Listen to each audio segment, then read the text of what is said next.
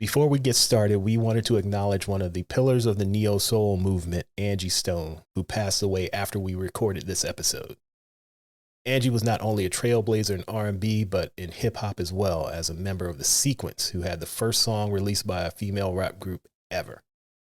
If you're listening to this podcast, then I'm sure you're aware of the hits, No More Rain in This Cloud, Brother, Wish I Didn't Miss You, all of that. We don't need to get into it. You know it.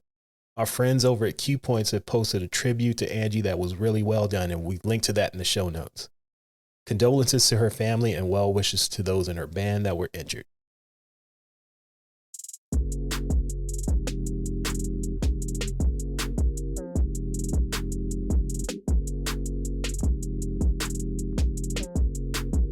Welcome back to They Reminisce Over You, a podcast that takes a nostalgic look back at the best in music, movies, and TV from the 80s, 90s, and early 2000s. I'm Miguel. And I'm Christina. And this week we're discussing the neo-soul era, defined by some of your favorites, like D'Angelo and Erykah Badu. It was a fresh take on R&B music and one of my personal favorite genres. Me too. So are you ready to just get into it? Let's do it. So neo-soul was a movement that was opposite of what mainstream R&B had evolved into in the mid to late 90s. So think the digital hip-hop influenced production of like Aaliyah, Missy Timbaland, or Brandy and Rodney Jerkins. So neo-soul was analog and focused on live instrumentation. It often had a more raw and organic feel as well. It had some elements of hip-hop and jazz, but for the most part, it was taking what had become digital back to its analog roots. Yes. So this phrase, neo-soul, was a term created by music exec Kedar Massenberg. And he used it to market this style of music. He was managing D'Angelo at the time. And one of the first artists that he signed was, a little known person, Erykah Badu. Yes. You may have heard of her. Yeah, I've heard a few things about her. So it's interesting that this term has become something that the artists themselves don't really like, but it was created by an insider. Yeah. Not an outsider who's, making up some term without understanding the culture. But I guess maybe that's the difference between like a marketing and music exec versus the artists themselves. Yeah. Because he used it to kind of categorize this new group of R&B artists that had a different sound. But the artists themselves were like, no, we don't want to be called this. Yeah, because it wasn't organic. Yeah. It was, like you said, it was a marketing term. Mm-hmm. I imagine if the artists had come up with this themselves, they would have had a better reaction to it. But yeah. You know how it is. I don't want to listen to the Suits. Right. Even if the Suits is part of the culture as well. He's still a suit. Exactly. But listening to neo soul at this time was it was kind of like listening to the mainstream versus underground and hip hop. Yeah. And neo soul was the conscious rap side, right. The underground, the backpack side, the backpackers versus what was going on at Bad Boy, right. And things like that. So the shiny suit era, yeah, the neo soul era was the opposite of that. Yeah. So instead of shiny suits and popping champagne, you got head wraps and incense. Yes. There was a lot of natural hair, a lot of tank tops, a lot of sleeveless tees. And knit caps, yeah, knit pants, caps. Knit in general. Yes. It was very earthy. Yes, it was very earthy. That's a way to describe it. So when you hear the term neo-soul, what's the first thing that comes to mind? Well, aside from basically what you said about it being very earthy, even though the artists themselves didn't like the label because they felt it was too restrictive, in my opinion, there was still a wide variety of different styles. Yeah, there was. Because as much as we just said earthy and this and that, you still had D'Angelo out here looking like a rapper, basically. Yeah. So you still had that. I think for me, the common thread is it was very soulful. Yes. You had one spectrum that kind of leaned with hip-hop vibes, hip-hop styles. Then you had sort of the Afrocentricity, very natural. And then you had, the 70s styles like Maxwell. Yeah. And everything kind of in between. So, I don't know. I think the first thing that comes to mind for me is always like D'Angelo, Maxwell, Erykah. I think that's sort of like the big ones. The Holy Trinity. Yeah. And they all kind of came out like 1 year after each other, basically. Right. So Brown Sugar was 95, Maxwell's Urban Hang Suite was 96, Erykah's Baduism was 97. So it was just like an onslaught of like these big records. Yeah, like you said, there was a wide range of artists that kind of fit under the neo-soul umbrella. Mm-hmm. And there is the misconception that it's all about head wraps and poetry slams like India Ari. She would be like the first thing I think of when you think neo soul. But at the same time, there was a lot of gangster shit going on if you really paid attention to it. Right. And we'll get into that later. But yeah, it was a wide range of things going on. Or sometimes it was combined. Because it was Jill Scott, who was all like, you know, nice jazzy vibes, but her first song was running up on this girl. Yes. Going to her house and threatening her. Exactly. So, you know, it wasn't all incense and candles. It wasn't. It may have sounded like it sometimes. So do you remember your introduction to it? I actually don't. I think probably now when we look back, we, you know, see this whole genre and there's a nice little category. But I think at the time, it was just new artists coming out. So it wasn't like the first time I heard Brown Sugar, I was like, ooh, neo soul. Yeah. It was just Brown Sugar. Right. I would say my first introduction to what would become neo soul is probably D'Angelo with Brown Sugar. But I can't say it was like a specific moment where I was like, a new era is born. Right. What about you? What was your introduction to it? Same thing. It was just like a gradual progression of seeing more and more of these type of songs on MTV and BET and on the box. So it wasn't just one singular moment where it's like, that's it. Yeah. It was like a slow transition. Yeah. Like you said, it was slowly working its way into the mainstream. And that's probably the same place I saw it. I'm sure it was like an episode of Video Soul or Planet Groove and all those BET shows back in the day. Yeah. So why do you think that this analog sound resonated so much at this late 90s to early 2000s? Do you think it was kind of like we just need something a little different from the bling bling? I think it had to do more with the technology because we mentioned this in a few other episodes where we were talking about the growth of hip hop and how fast things were changing over the years.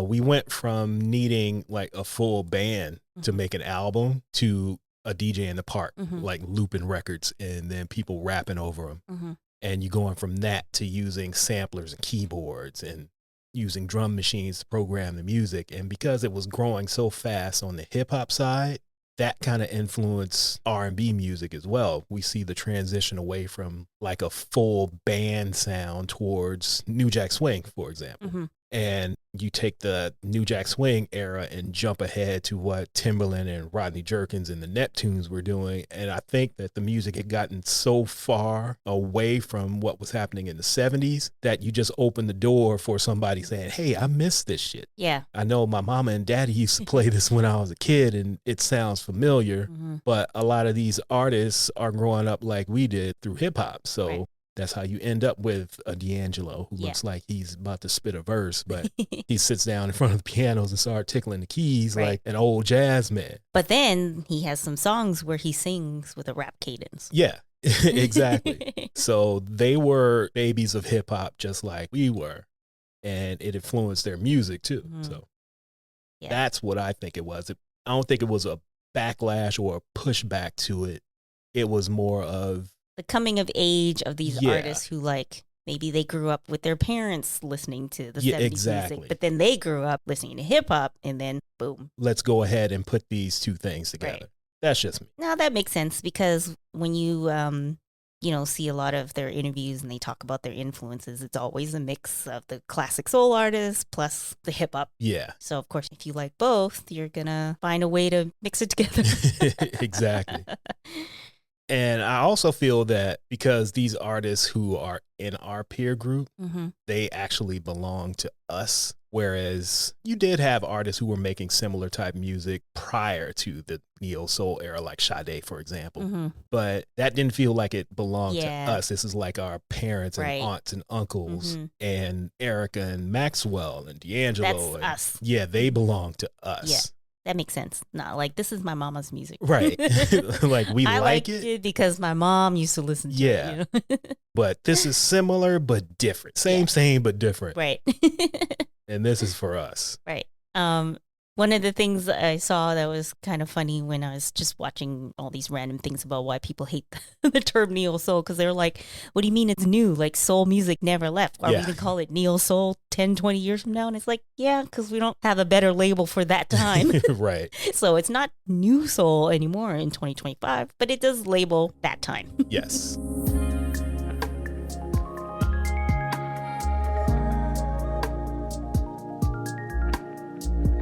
All right, so now that we've gotten that out of the way, let's talk about some of the albums that define this particular era. I'm going to list off a song or an album and artist, and you give me your quick thoughts on the album. So let's start with what is like looked at as the foundation of neo soul, D'Angelo's Brown Sugar. Still one of my favorite albums ever.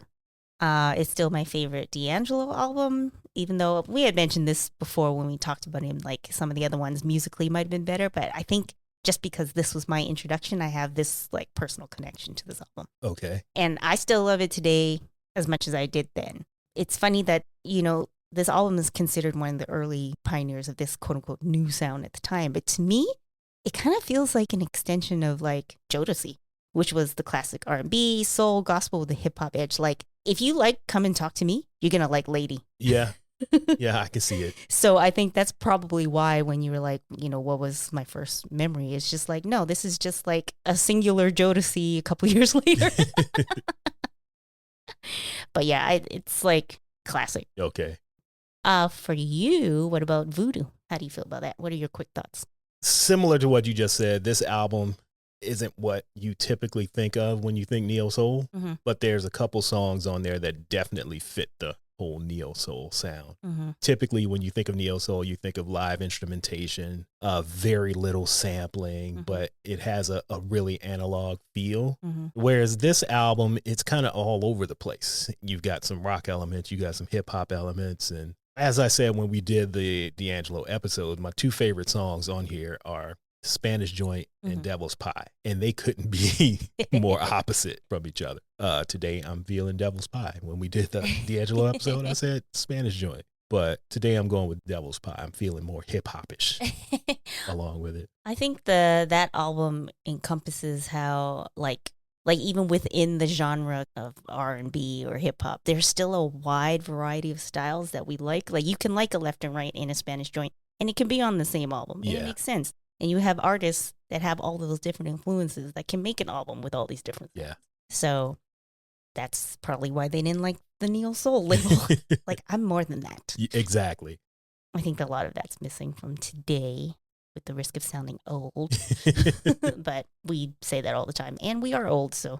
I'm not old. I'm classic. Okay. There's a difference. Anyway. So this one is very controversial. At least for me.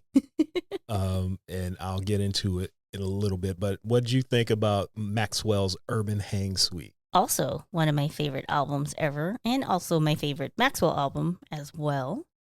I don't know if because this album sounds a little bit more classic soul that it still holds up for me today, because that sound was already classic when it came out. Does that make sense? So it's not like, could it get older if it already sounded like classic soul? Right. I mean, it didn't sound old. It did sound refreshed, but it wasn't like a Timbaland where it's like, oh, what's that? We've never heard these sounds before, what right? the hell is this? Yeah, so to me, the album aged gracefully because it was already a classic style. Yeah. Well, I have issues with the album. Okay. I used to have issues with the album. And you know this, that maybe 15 years ago, we were listening to some Maxwell. I don't remember if it was this album or another one, but we were painting the living room and we just had some music playing all day, and it had been on for a little bit. And just out of nowhere, I thought to myself, I really don't like this. Shocking. I thought that I liked D'Angelo. I thought that I liked Maxwell. I had the albums. I listened to the albums, but it just hit me like, I don't really like it. It seems like something that I should like. And our listeners can't see, but I'm shaking my head. She is. She's shaking her head. But it just felt like I didn't really like it. Yeah. And I didn't know why. And like I said, it felt like something that I should like. Right. So I just went along with it. I fell victim to peer pressure. And I realized I really didn't like it. But then I guess age and time has kind of swung me back around. Right. So I was listening to it this week and was like, yeah, I do like it. I guess I was just at a different stage that I didn't need Maxwell in my life at the time. I guess. I don't know. I can't explain it. I always need Maxwell in my life. Yeah, I'm aware. But I've come back around to Maxwell over the past week or so. Yeah. So I guess I'll put him back in my rotation. Yeah, this album was just like, it was soulful, but it was also like playful and like just how he, like his persona and stuff. I loved it. And it was very different for the time. I mean, even now, I guess, it's just like, what other, I'm trying to think of who is actually, The Weeknd. Okay, explain this. I don't listen to The Weeknd's music that much, but I was watching a like more recent interview with Maxwell. So he, his hair is still out, but it's not as long as it used to be. Right. He had a little bit of like more facial hair than he usually does. And I was like, why does he look like an older Weeknd in this interview, right? And then I see this other article that The Weeknd said he's like inspired by Maxwell. Okay. So I'm like, oh, that makes sense, that it's more not that Maxwell looks like The Weeknd, it's that The Weeknd looks like Maxwell. Yes, that's where it's going. So, I mean, I can't say for certain. I don't listen enough to Weeknd. I just know he makes like vibey music, but I don't. The Weeknd makes cocaine music. Like if you're getting high on cocaine and going to a club in Hollywood, The Weeknd is the soundtrack to that. The only Weeknd song I listen to is the one on the Black Panther soundtrack. So yeah, but I think style-wise, now I can see the connection. I'm like, oh, I get it. Now I get his deal. I'm gonna have to work on that one. I don't know if I can get on board, but I'll try. Yeah, but I don't know. But I do know I like Maxwell. Yes. That I know. What about the Love Jones soundtrack? See, this soundtrack, it basically lets you know what was happening in Black America in 1997. Mm-hmm. Like this describes everything about that time frame. Because they give you this album gives you a little bit of all the different artists. Because you have some covers on there, you have some current quote unquote neo soul stuff on there, you have some stuff that's not neo soul on there. And like I said, it's just a time capsule of Black America in 1997. Mm-hmm. I put it on and somehow ended up wearing a leather jacket and a satin shirt underneath, open to like mid chest. Did you go out and get some motherfucking toasted oats? I didn't do that. But I was listening to it in the car when I did go to the store. I forget what I went to get, but I had it on. So I did go out. You went to get milk for your toasted oats. You're correct. I did go get milk. Did. Well, also one of my favorite movies ever. Yes. I just rewatched it again a couple weeks ago and finally purchased it so that I can have my own copy. So it doesn't get taken away from you. Yes, and I downloaded it and removed it from the default Apple folder and put it onto my hard drive. So it's there forever. It's mine now. Oh, man. So what were your thoughts on that first Badu album? I remember seeing the On and On video and thinking, she's a little quirky. Yeah. But I loved her from the beginning because she's different. She's like one of a kind. And then you have the video for Next Lifetime with her impressive roster. Like, how do you end up with a hottie in every single lifetime? Because that's how she rolls. Yeah, that's life. It's not very far from her real life. It is not. I remember watching the video. And like we were saying how even though some of the artists encompass this sort of like, ooh, love and light and spirituality, she had all these rappers in her video. Yes. So then you still had that, I grew up hearing soul music, but I'm also a child of hip hop, all just mashed into one. And she was also, her and D'Angelo had the song Your Precious Love on the High School High soundtrack. So that came out before Baduism. So I imagine I had heard that first since I had the CD. So I don't think it was really like a big departure. If I'm already introduced to her via D'Angelo. Yeah. But yeah, I just remember thinking she was like, she's different. That's one way of putting it. Yeah. Yeah, that video is very entertaining. She's Mm. running around through houses, falling on her face and getting covered in mud, chasing chickens. Mm-hmm. Yeah, it was all over the place. Isn't it kind of like what's that book? Like The Color Purple? Yeah. An ode to the color purple? Yes. What about her next album, Mama's Gun? I actually like this one a little bit better than Baduism. Mm-hmm. I didn't think so until listening to them both back to back this week. Mm-hmm. But this is another album that you can just put on and let rock from front to back. I would say pretty much the majority of these quote unquote neo soul artists, like, you know how like lo-fi playlists are all the rage for people who want to like study and work and whatever. Same with neo soul. It's just like you just leave it. Yeah, because this album doesn't get too high or too low. It just kind of stays within one range. You don't get any really fast up-tempo songs, nothing really too slow. It just kind of stays right there in the middle. Right. I think I like Baduism better as like a full album, but like Mama's Gun had some like singles that hit bigger for me. Although I'm upset that the Bag Lady remix isn't on the album. Which we were tricked with a lot back in those days. You watch a video and you're like, ooh, and then you buy the CD and you're like, where is it? Yeah. But unlike a lot of times, I'm okay with the album version of Bag Lady, whereas sometimes you get the album version like, oh, this is shit. Yeah. It's nice, but it's not.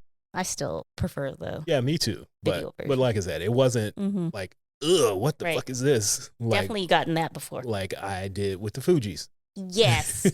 Ugh. Anyway, let's move on.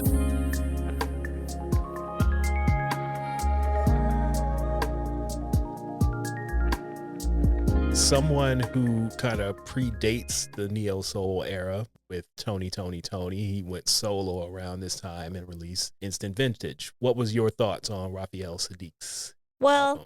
That also wasn't a hard transition since I listened to Tony already, and he's already the lead singer. So now it's just like him by himself.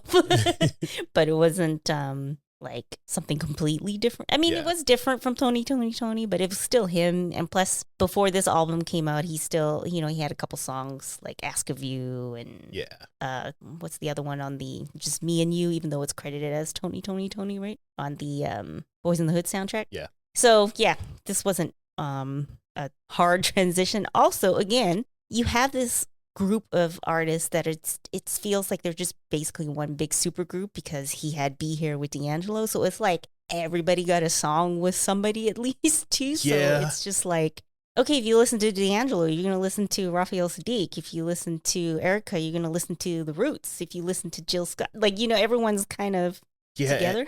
And that has a lot to do with like another group of people that don't like this term either, but the Soulquarians. Yeah. They did Mama's Gun, Voodoo, Like Water for Chocolate, The Roots, Things Fall Apart, and one of Jay Dilla's early albums all around the same time. So a lot of that stuff was being done in multiple rooms in this studio at the same time. So that's why it was like sounding the same and felt the same. And it influenced a lot of other artists outside of that too. So like you said, people are dipping into studios and working on Raphael's album, and then I'm going to go over here and work on D'Angelo's album. So there's a reason for that. I think, though, I will say, at the time, I didn't expect Raphael Sadiq and D'Angelo to have a song together. Like I didn't know that there was that connection. I was like, oh, these two have a song together, right? But now I know. So for me, I actually never bought like the full CD. So I hadn't listened to the full album until recently. There were like songs that I like. Right. Be Here, of course, Still Ray, a couple others. But I never listened to the entire album at the time. Interesting. No reason in particular. I'm not sure why.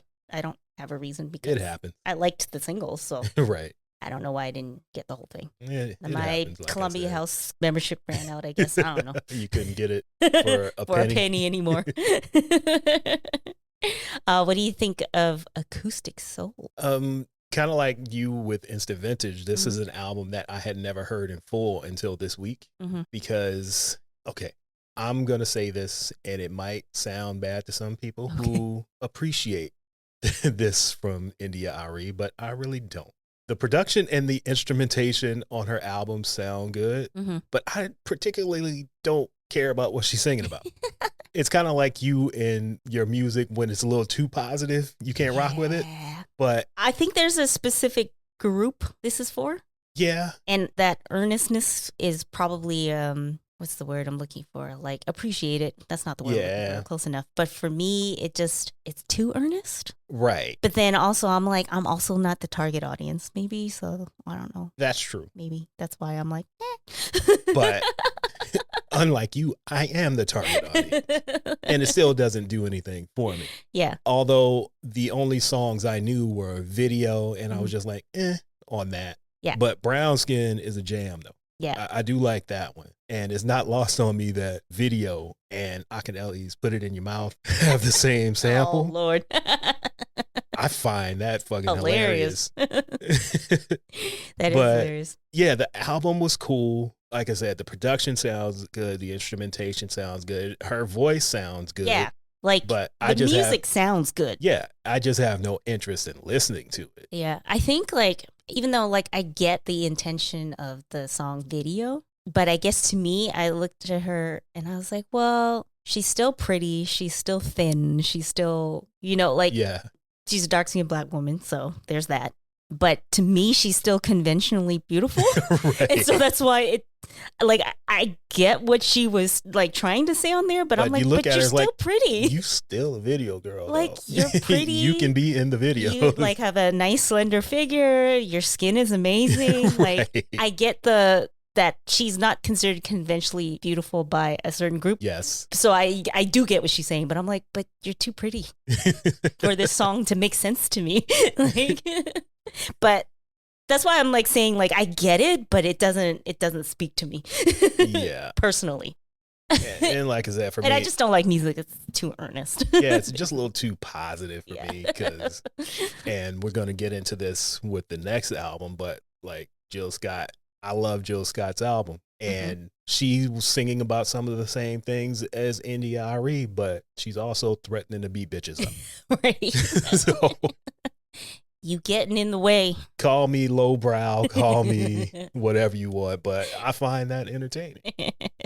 That's all. And speaking of Jilly from Philly, what were your thoughts on who is Jill Scott? So, similar to your revelation about Maxwell, I had that revelation about Jill Scott too. Here I am thinking, I'm like, oh, I'm totally a fan of Jill Scott. I love the way. I love Getting in the Way. I love Long Walk, blah, blah, blah. Realize I've never bought an entire album as well. And, aside from a handful of singles that I really love, I don't, like, it's not like when I go to put something on, like, oh, let me listen to some Jill Scott. But again, she's in that group. Why don't I love her as much as I love everybody else? Yeah. It's like I almost feel guilty about it. But then we saw her perform live. I think it was Made in America. Yeah. Like, she is amazing live. Yes. I really enjoyed her performance. But then I go home and I won't put on an album necessarily. I'll put the songs on a playlist. Yeah. Some of the singles. Like, she's definitely will be part of my Neo Soul playlist. Of course. But it's not really like, let me listen to some Jill Scott today. Okay. But I will see her perform live again if given the opportunity. But yeah, she did a really nice set when we saw her. Yeah, so I have a little guilt over not being a bigger fan. Like, it's a nice album. Like I said, there's a handful of singles that I really like, but for the most part, she's not like my go-to. Yeah, I was all in on this album. Yeah. And I've been playing it all week too. Right. And of course, there's that weird video of the skit of them doing a Long Walk. So now I can't hear the song the same way again because I just think it's the dude. If you don't know, it's just this weird skit video, but there's this guy who gets his girl taken from him because he's not paying attention to her. Yeah, and then they're singing A Long Walk really badly. And screaming into his ear as his girl's getting taken. Let's take a long walk. If we find the video, we'll post it on the website so you can go check it out.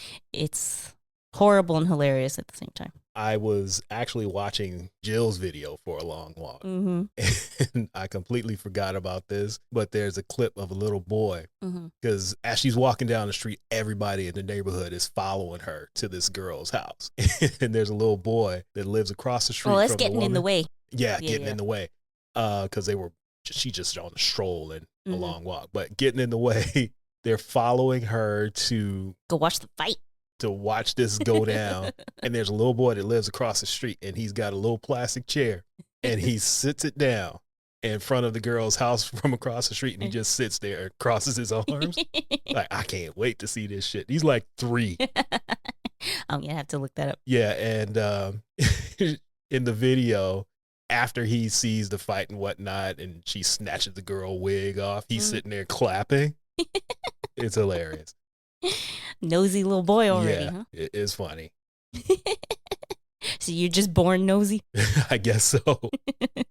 He should know that he got to go sit and watch this fight, but he brought his own chair. It's like a toy chair made for a child.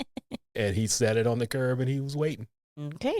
I have no good way to segue into this, but what are your thoughts on the next album on our list, The Miseducation of Lauryn Hill? I think I mentioned this when we did the anniversary episode about this album. The first 5 songs are amazing. The album itself sounds amazing. But the problem I have with this album is too much recreational sadness in it for me. And you know I don't like sad for the sake of sad. I don't mind. She's going through some things. But you like My Life. I do, but My Life is really like up tempo and you can dance to it. I guess. Like you can't really dance to Lauren's Pain on this album. Like when she gets in the trenches, it's slow. It's like, oh, woe is me type stuff. Yeah. Whereas with Mary, you can still bop along to it. So, like I said, it sounds good. The production is good, but I just can't do the Why You Treat Me So Bad for 12 songs. But it's a great album, though. I didn't mind it at the time. It just didn't hold up for me. Yeah, that too. That's all. That's all I'm going to say. It was a different album for a different time. But like I said, you listen to the first 5 and it's just hitting you over the head one after another with how good they are. After that, it just is like, oh, I don't want to be depressed with you. I need to get out of this. Yeah, it didn't bother me. I liked it at the time. The only thing that bothered me, even from the beginning, is I hated those skits. Yeah. Love. I get why they're there. Yes, but I just didn't like them. I was like, shut up. Next. And I think, if my memory serves me correct, they weren't even in their own like tracks, so you had to they were physically a part of skip it. Yeah, they were part of the song. I hated that one. Love. I just did not like it. Oh, man. So outside of the big 3, D'Angelo, Badu, and Maxwell, what other artists from this era do you like? Whether that's artists, their songs, a couple albums that you always go back to? There was Adriana Evans. I had that on my list. Which I love. The Seeing is Believing was her first single, I believe. Yes. But the whole album to me is no skip. Seeing is Believing and now I'm forgetting the song titles. The whole album. Oh, Love is All Around. Love is All Around. And if you watch the video, for anybody listening, it looks like she's in Paris recording the video or somewhere in France. And there's a bunch of school kids that pass her and they're all waving at her. But this little one white kid just throws a W up hard. Somebody's been listening to Tupac. Exactly. He just hit her with a W real hard. That was hilarious. But that's not the song I was thinking of. It's an album cut. Okay. It's just called Love Me. Oh, okay. It's kind of like a mid-tempo song. It's very cute. But there's mid-tempo ones and then there's slow songs. But the whole album, I used to listen to it all the time. And then there is Davina, Best of Both Worlds. I had never listened to that until you told me about it the other day. I'm surprised. Oh, wait. Did you know who she was? No. I'm surprised because the first single, Come Over to My Place, I think it was that song. There's a remix with Raekwon. No. There's a remix with Ghostface, I mean. I don't know it at all. So I'm surprised. I figured you had at least heard that one or something. Nope. It went right past me somehow. So one thing I hate about Tidal is if there are artists with the same names, they don't make any distinction. Yeah, So if you look up Davina and if you happen to be listening to on Tidal, it's the first album called Best of Both Worlds. I don't know who the hell all these other weirdo Davinas are, but Best of Both Worlds, it's the first in the list. Forget whatever all those weirdos are. They are not the Davina I'm talking about, but same. Like, I used to listen to this album all the time, front to back. It's like perfect to just have on. Okay. and Angel Grant, which is another person that you hadn't heard of, which Yeah. I'm surprised because they did a whole spot on her on Planet Groove. She was the first artist signed to Jimmy Jam and Terry Lewis's Flight Time. Is that what their thing was called? And they were like really pushing her. But this album, which was also just called Album, Yeah, that was funny. like just kind of came and went. Yeah, I hadn't heard of any of it until you showed it to me the other day. Yeah, Little Red Boat was, I believe, the first single. She had a couple singles. But yeah, they used to play it on BET all the time. Little Red Boat, at least. Like I said, she had a whole episode on Planet Groove with Rachel. Yeah, I completely missed it. Oh, yeah. This is very like, ooh, neo soul, because she had like the incense and the spirituality sitting on pillows and Right. all of that stuff. And like she had the, like, you know, the jewelry and like the henna tattoos, all that stuff. Okay. So She was all in. That was very one end of the neo soul spectrum. So those three I decided to mention today. And also just noticed there was a lot of women who represented this time. It was. And the majority of the stuff that I listened to that was quote unquote neo soul was from the ladies. Yeah. And I think it kind of reminds me a little bit of how we said in the 90s there was this sort of resurgence of like, it's the 90s, you know, us women are out. We can do our own thing now and we got the power, blah, blah, blah. And sisters doing it for themselves. Sisters doing it for themselves. And I feel like the neo soul era kind of brought in that sort of independence again as well among female artists, women and such. Oh, what about you? The ones that I had on my list, I have two. Same that you picked, Adriana Evans. So no need to go over that one again. Right. But also, one that I hadn't heard before until this week was the Jazzy Fat Nasty's album, The Once and Future.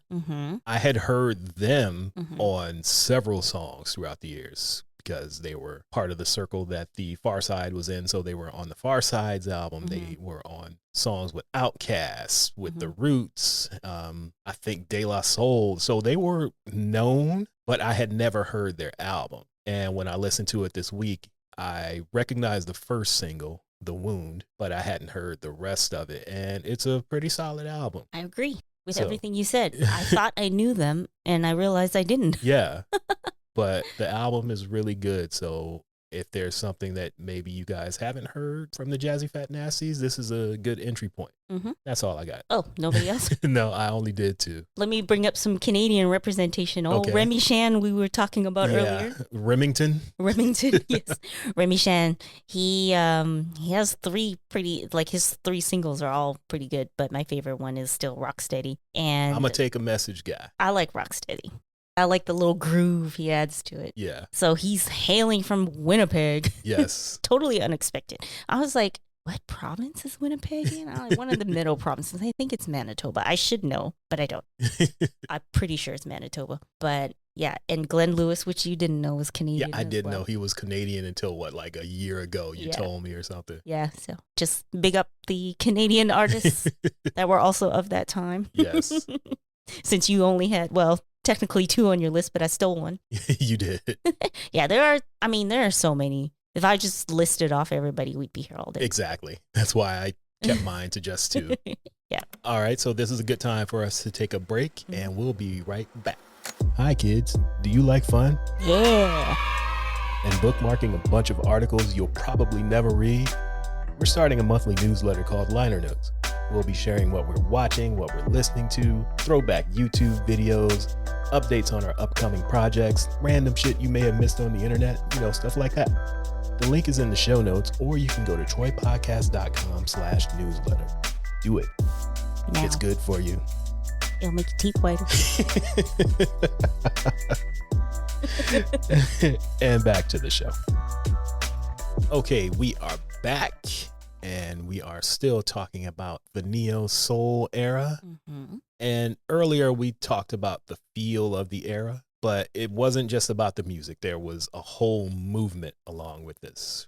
What do you remember about that specific time? But like I mentioned with the Love Jones soundtrack representing 1997. Yeah. What do you remember about like the movies, the TV, the fashion, everything surrounding it? Well, as I said earlier, I feel like there was like two ends of the spectrum. You had one end that still had sort of the hip hop influence with like the leather jackets, although it was less colorful. So like Right. black leather jackets, not the green and mustard jeans and that sort of thing was gone. I mean, we were wearing leather jackets earlier too, but they were probably like yellow. Yeah. This was more muted, Yeah, more muted, earthy, very like, it makes you think of like big city vibes, like Chicago, New York, like gritty. It was a little grittier. But there was also the other end, which was very bohemian. Yeah. So the long flowy skirts and like the knit this and that, Yeah. head wraps and stuff. There was like a lot of Afrocentricity.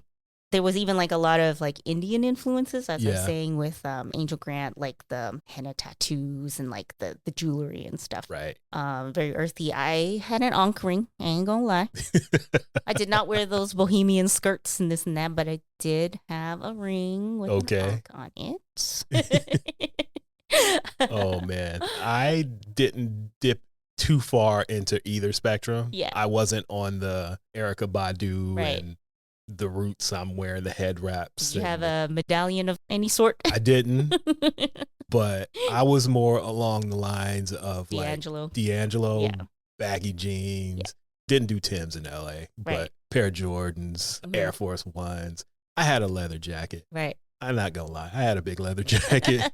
Didn't need it in LA, but I did have one. I didn't do the Maxwell look either with the sheer shirt unbuttoned to my navel with the hard bottoms on. I didn't go that Shamar Moore. Yeah, I didn't go the Shamar Moore route, but I did appreciate the wide range of women. Yeah. Yes. I think we were chasing in those days. I think the styles for women was way more varied. Yeah. So I could chase one of the head wrap girls and then go over here and chase the ones who dress like they get ready to go to happy hour at Applebee's too. Right. So they take off their jackets after 5 p.m. and we're ready to party. Right. So that was my take on it. Yeah. And it was also for like the everyday folks, whereas you have the big rappers out with their platinum chains and their diamonds and whatnot. And like I said, a lot of these people were dressed like they were going to happy hour after work. It was just really low key. We're not going to the clubs every weekend popping bottles. Right. Like we go into the club maybe once every 2 weeks when we get paid. Right. It was a little more down to earth. Yeah. Like the music and the style was like down to earth. Yeah. And that was with everything, even like the TV shows. Actually, that reminds me, like the line in Lady is he's going to pick you up at your job. Right. And in the video, like her job is like the Rite Aid or something. I don't even remember. It's something very like just average. Yeah. But yeah, the TV shows and movies, everything encompassed all of this, even if they weren't like portraying the neo soul lifestyle. For example, Martin, as silly as that show was, had a lot of neo soul elements to it in terms of some of the music he would listen to and some of the clubs they would go to and some of the things they would get involved in. And Pam and Gina were definitely the happy hour type girls. Like they had jobs and they were successful, but it wasn't like popping bottles, on a Tuesday. It was just your 9-to-5ers. Yeah. Basically. They had their little power suits and their power pumps, but they had jobs. And like movies like Brown Sugar, Love Jones, like we mentioned before, it was a wide range of things that was happening in 1997, 98, 99. And the crazy thing is, we were taking on this grown and sexy vibe and whatnot. At like 23. Yeah, we're far away from being grown or sexy. Like 97, I just finished high school. So I was like 18. I'm in college. I'm far from grown and sexy, but you couldn't tell me that I wasn't, though, just because I had a Maxwell CD. And then you come to find out 10 years later, I wasn't even really fucking with Maxwell like that. Going to the club with a pencil skirt on. Yeah. So, yeah, it was a good time. It was a fun time. And, yeah, I liked it. Okay. So, what were you might have mentioned it already with the wide range of ladies you were able to chase, but what were some of your favorite non-music moments? That's what I was going to say. That was literally my answer. You know me well. So you had all of these women to choose from. You had your smart nerdy girl. You had your I'm going to wear the low cut jeans with my tank top, girl. You had everything to choose from. Right. It was like Baskin Robbins, 31 flavors. And for a young man in Los Angeles, it was great. So just being out as a young person during this time is some of my favorite times in life. So I would say that was some of my favorite non-music moments from this era. Yeah, I think, you know, when you are 18, 19, 20, 23, whatever, like now we're a bunch of babies, but at the time you feel grown and sexy. So I think that time, just like, you know, I'm just like coming out of high school and then coming out of university, it just kind of felt like I'm grown now. Like it's like the music and the time kind of tracked your my ascent into adulthood. Even though now I'm like, I was not an adult. I mean, technically I was an adult, but I was a baby. And even the stuff that I thought I thought resonated with me, it's like, no, I was kind of childish still. I was not having mature relationships or anything like that. But then again, at the same time, when you think of a movie like Love Jones, I mean, they were a little older, but it was still that, I think that's what I loved about Love Jones. It wasn't like this perfect love story. So it felt just like the music. It felt real. It felt down to earth. It felt like, oh, like this is life. Right. Or it can be life. Yeah. So with that said, are there any current artists that you feel fit the neo soul label in 2025? At first I was like, I don't know. I was like, is there? And then I kind of thought about it a little bit more, and I was like, okay, there's, I think, some of Solange's music. Yeah. And the one that always shocked me because I didn't know anything about them before was the internet. You're just taking all my stuff today. I thought they were just going to be a bunch of hooligans. Yeah, because they're part of Odd Future. Yeah, and then I put the album on, and I'm like, what is this brand new heavies music here? And I love that album. What's the title again? Because they have a few, but that one I particularly like. I forgot what it was called. I don't know which one you're referring to, but it's probably Ego Death. Yes, that's the one. So I was shocked when I heard that because I just thought it was going to be a bunch of like weirdo rap music that I don't like because I'm old. And then Steve Lacy, which is basically, he was in the internet, right? And Lucky Day, who also has a song where he samples Music Soul Child. So that's like literally making neo soul music right there, if it's like almost the same song. And Mac Ayers, which I had talked about a while back, one of our episodes about like new R&B for old heads. Yeah. Oh, and this article that you had sent me with like, you know, 25 neo soul artists to check out for in 2025, and I was like, nope. But there was one group that I want to check out a little bit more. They're called Children of Zeus. Okay. And it's a duo, I believe, and they're from the UK. So it sounded pretty interesting, but I have to dive into it a little bit more. Okay. But they had this one song. I'm not saying it's never happened, but one of their songs had like a little reggae beat underneath. I'm like, neo soul reggae? That's not like all the music, but just that one song I happen to listen to. But they don't do like all reggae songs. Yeah. But that was interesting. So I'm gonna dive into them a little bit more. Okay. Someone I'm gonna choose is also an In It from the UK. In It. She's an In It. But Cleo Soul. Yes. I like what she's doing. Okay. I listened to her first album and bits and pieces of the others in between. Mm-hmm. And I really like her stuff. I think you would too. Okay. If you were to listen to it, it's right up your alley. I will check her out. And also, he doesn't really do like neo soul type music all the time, but Anderson .Paak's Malibu album is very neo soul. He can do it. He can do it. And sometimes does it. Yeah. And a lot of the stuff he does with Knowledge, like the No Worries song or albums, have a lot of neo soul in it as well. And my other choice was the internet, but you've already taken that one and spoke about them. You did. You stole the internet from me. You shouldn't let me speak first. I shouldn't. That's what I get for being a gentleman.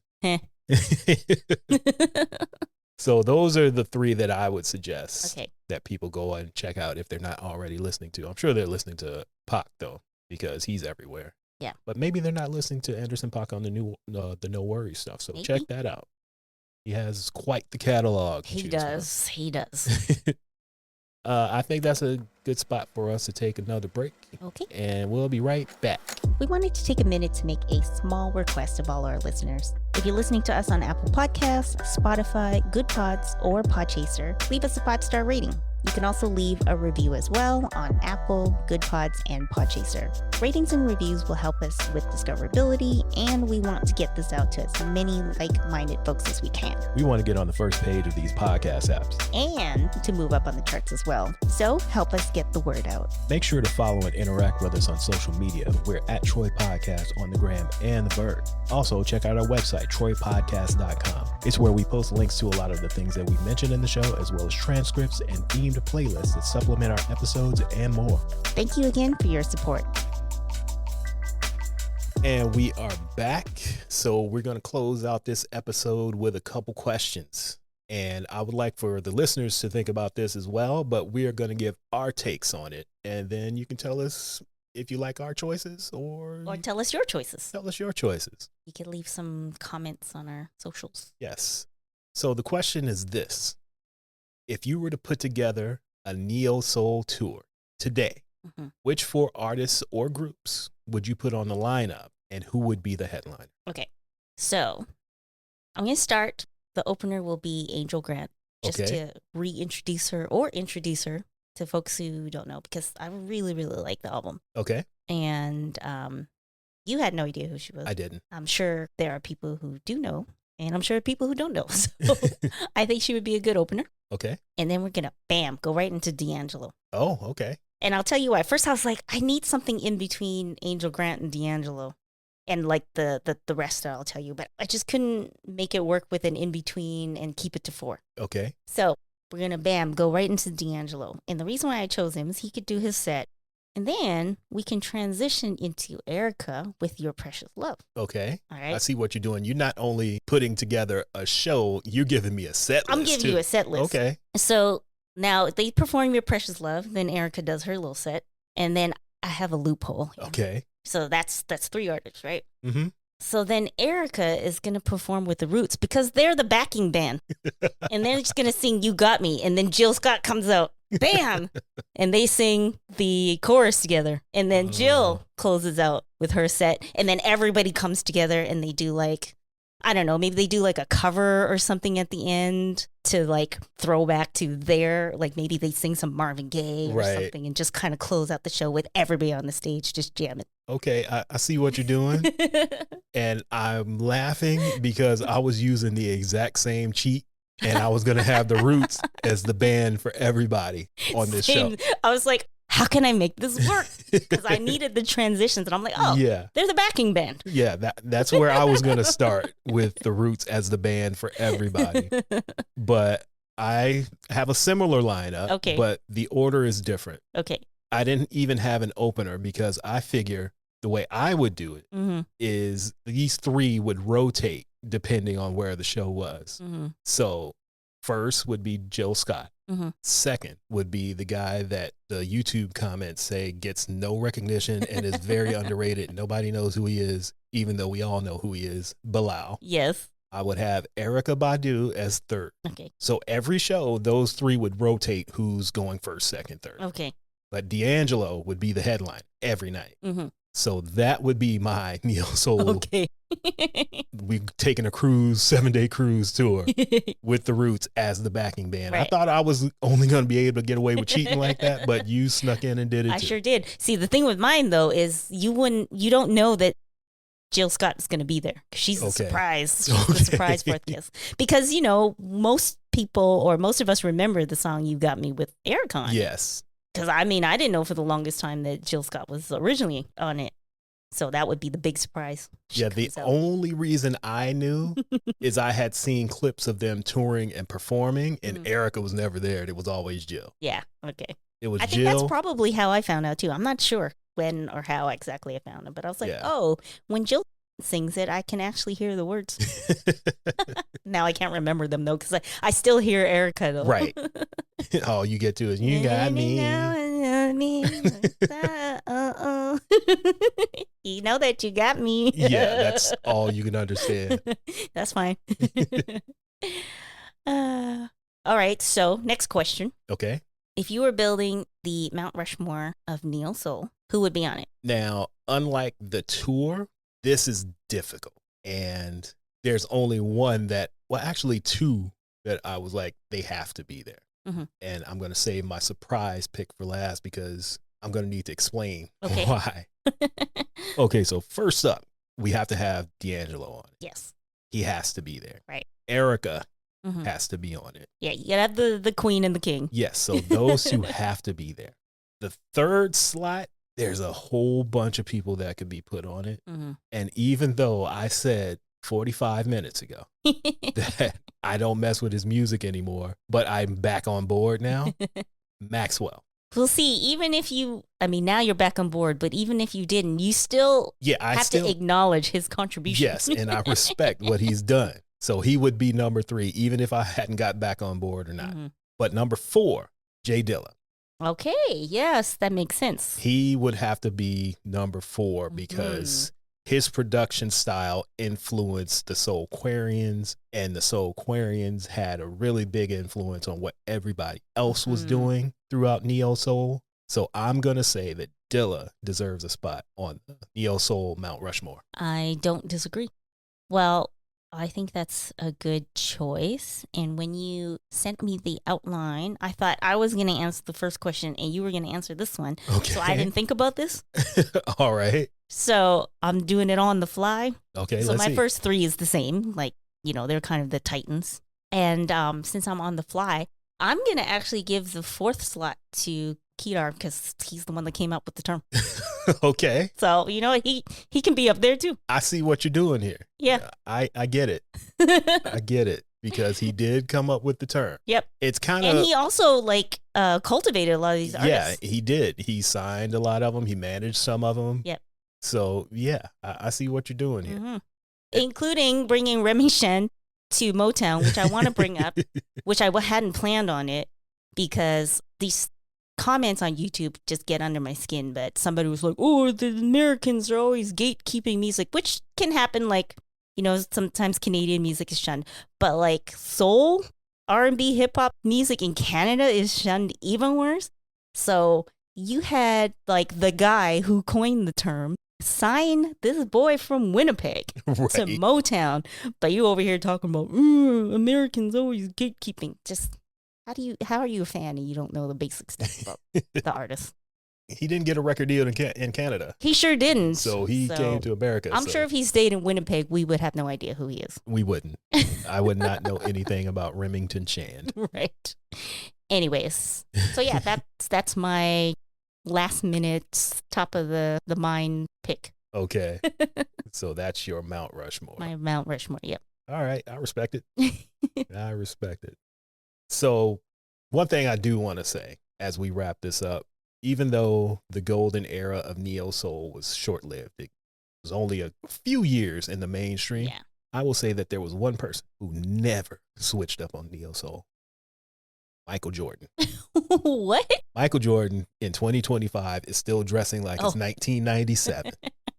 He got his bootcut jeans. Hey, the bootcut's coming back. His leather jackets. He knew it was coming back. I don't know if you remember when we were watching The Last Dance and he was on the bus. Yes. In the back of the bus grooving to some Kenny Lattimore. Mm-hmm. You can't convince me that Mike ain't still bumping Neo Soul. Grooving to Kenny Lattimore, didn't he get an advance copy? Yeah, he had it 4 months before it came out.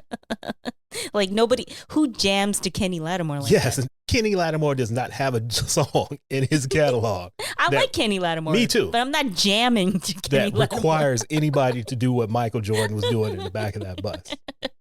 So he's listening to Not Like Us. Right. I just want to say that Michael Jordan never switched up on Neo Soul. He kept it going. He kept Neo Soul in his heart. Okay. For 25, 30 years. Even though there have been other Neo Soul artists, Michael Jordan held it down for the old heads. Mm-hmm. Okay. And I just want y'all to know that. All right. That's all. Okay. You got anything you want to add to this? Any foolishness like that? No, I don't think I can top that without thinking about something prior. But you surprised me with that. I got nothing else to say. I was holding on to that one all week. Okay. All week. I will say that if you guys want to listen to some more Neo Soul, we're going to be putting together a playlist. Actually, I've already started it. It's got Groove Theory, D'Angelo, Sadiq, Guapale, Les Nubians. Yes, for a little en français. Yes, India Ari, Anthony Hamilton, a whole bunch of people. So go ahead, go to our website and check that out, troypodcast.com. You'll see all sorts of good stuff there. We'll have some footnotes, links to videos that you can check out on things that we spoke about in this episode. So make sure to do that. If you want to get some merch, make sure to go to our store. That is teethang.com. TEETHANG.com. Nothing but a T-Thang. Get yourself some t-shirts, hoodies, hats, mugs, all that stuff. Buy your mama something nice. Get yourself something nice. It's all good. Get some. We also have a monthly newsletter that comes out sometime. Well, I was just going to say between the 1st and the 3rd of the month. It's called Liner Notes. It's free. Make sure you sign up if you haven't already at troypodcast.com/newsletter. There's videos, there's stuff that we're reading, stuff that we're watching. Fun stuff. All the fun stuff. It comes to your inbox once a month. Sign up. Get some goodies in your life. I read it every month. Me too. He writes it and I read it. That's really all I have to say right now. We'll be seeing you guys in 2 weeks with another episode, and that's it. Listen to some Neo Soul. Like Michael Jordan. Jam to some Neo Soul. Yes, bump some Kitty Lattimore like Michael Jordan in 1998. That's all we got for this week. We'll be talking to y'all again soon.